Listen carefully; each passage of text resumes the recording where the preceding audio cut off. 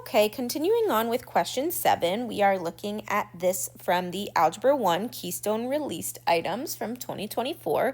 This is continuing with Module 1.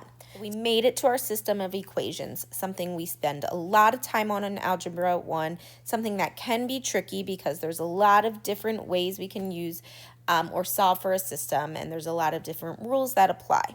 The good news is we don't have to go through and solve the system completely. We just have to recognize the first step, and they're even telling you to use elimination.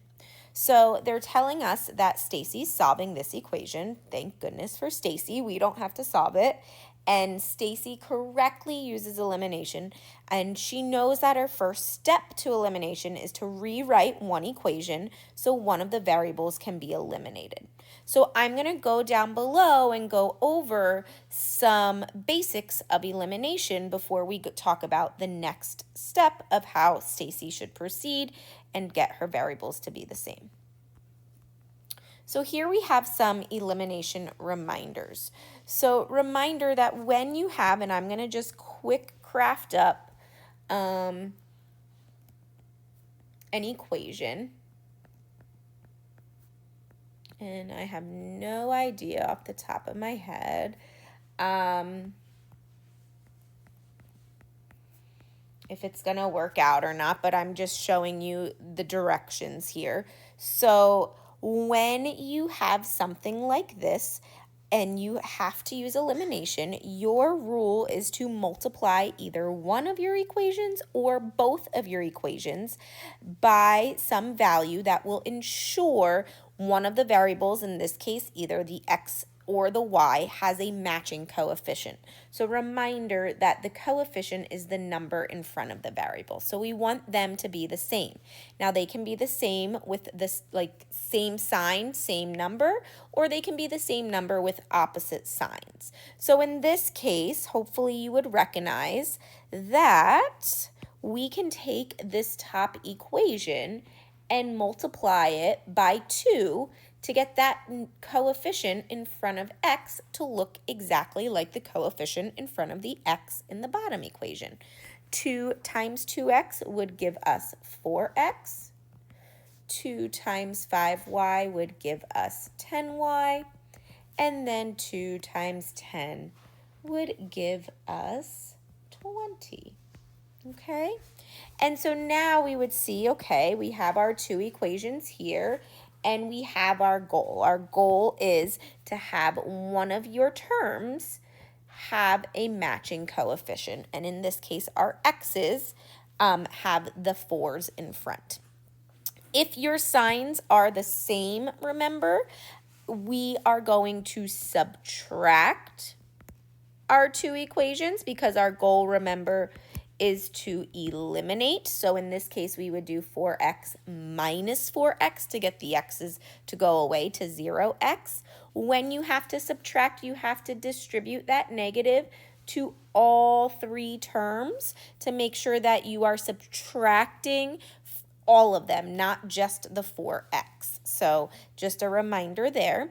If your signs are different, so one of them is positive 4x and one of them is already negative 4x, you are good to go to add your two equations. So if one of the terms is positive and one of them is negative, no need to try to get them to be the same sign. You would just add your two equations. And just a reminder, it's not always going to work out that you can just multiply one of the equations most of the time, or hopefully it does, but sometimes we have to multiply both of our equations to get a matching coefficient. So, going back up, we see here, Stacy could do a couple of things. I'm looking at those W's, and I'll switch the color here, and I see 3W and 6W. And what I'm going to do is I'm going to say, okay, well, I know that I can get 3 to look like 6 by multiplying it by 2. So I can multiply this entire equation by 2 here. So I can get that to be 6W plus 14t equals 128, right? And so they would match in that case. but that's not necessarily what Stacy did. Maybe she got the t's to be the same, okay? But if you look here, I see that Stacy, we cannot get 2 to look like 7, and that's what she did in choice D. And we can't do that. We can't multiply some whole number by 2 and make it become 7. So we can eliminate D, okay? So in all of the others, she is getting the W's to match. And we also know, if I look at this right now, I do see a 6W in 2 of them, but however, they're negative and positive. So I see that hopefully we're working with A and C. The reason why B is not going to work is I cannot multiply 6 by some whole number to get it to become 3, right? So it looks to me that she wanted to cut that in half, and you wouldn't do that there. You have to multiply by a whole number, so B would not work.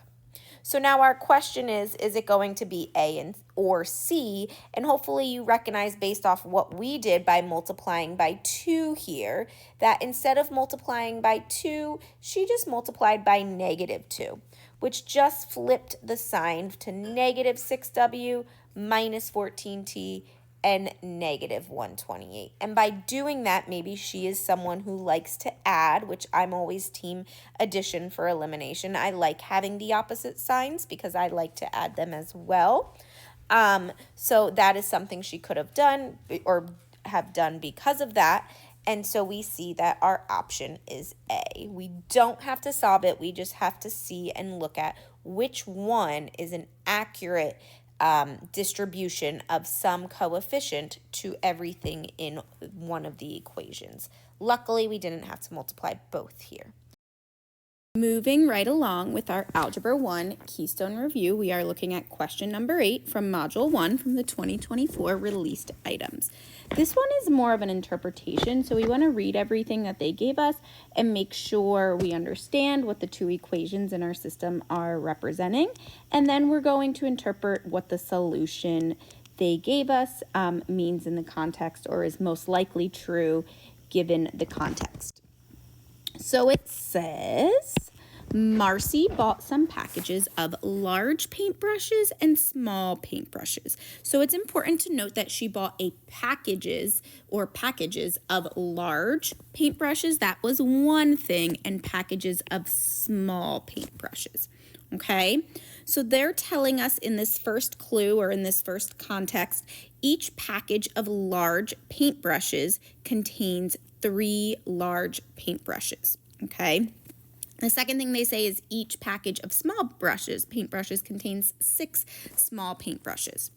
And then she says she bought a total of 13 packages. So that's basically telling us the number of packages she bought in total, not the number of paintbrushes. The next thing, the last thing, is telling us the number of total paintbrushes. So you see here, and what I'm highlighting in yellow, that's representing the number of paintbrushes.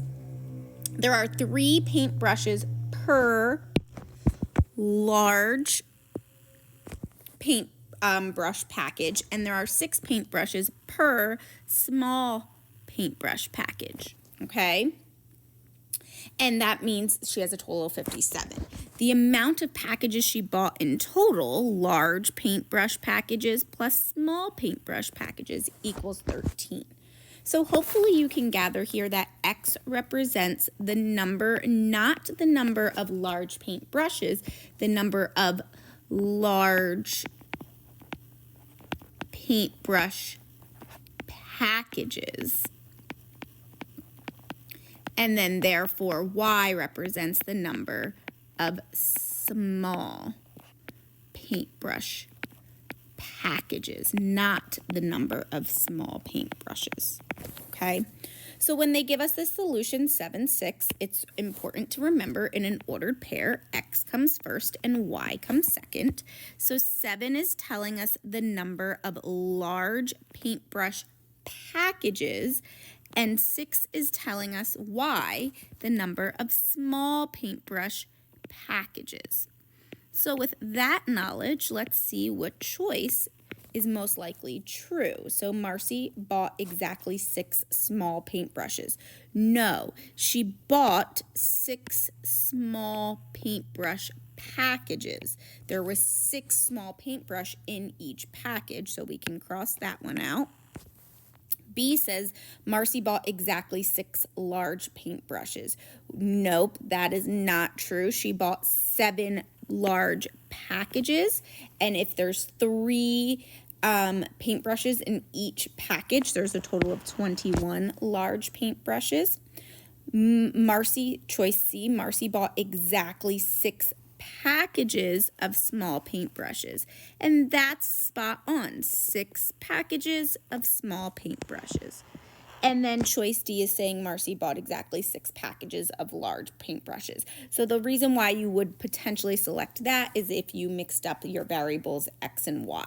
So making sure you know that Y is representing the small paintbrush packages. And we gathered that from the equation I highlighted, because we read the context that there are 6 small brushes in each small paintbrush package, so that's why it's 6 times Y, and Y would represent the quantity of the small paintbrush packages. So our choice should be C there. So that is how we would do something like question number 8. Like I always say, they're not always going to ask you to solve a system or solve the algebra. They're asking for you to interpret as well. So being sure you really understand how to set up the equations and what those equations mean, and dissecting what is the X variable, what is the Y variable, knowing your ordered pairs, X always comes first, and then just being able to interpret in the context of that problem. Awesome job.